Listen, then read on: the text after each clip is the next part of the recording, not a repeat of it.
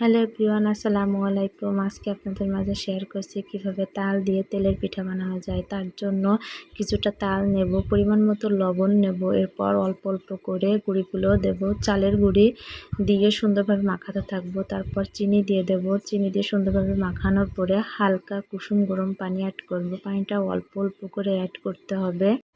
পানিটা অ্যাড করার পরে সুন্দরভাবে গুলাটা তৈরি করে নিতে হবে। এই যে গুলাটা রেডি হয়ে গেছে। এরপর একটা কড়াই নিয়ে নেব। কড়াইতে পরিমাণ মতো তেল দিয়ে আস্তে আস্তে করে পিঠাগুলো ছাড়তে থাকবো এবং উল্টিয়ে পাল্টিয়ে উঠিয়ে নেব। দেখেন পিঠাগুলো কতটা সুন্দরভাবে ফুলে উঠছে। আমি এর ভিতরে আর কোনো প্রকারে কোনো কিছুই অ্যাড করি নাই।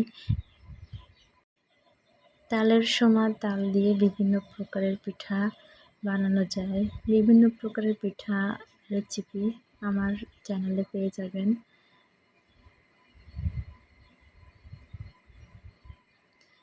একে একে আমি সবগুলো পিঠাই ভেজে নিয়েছি।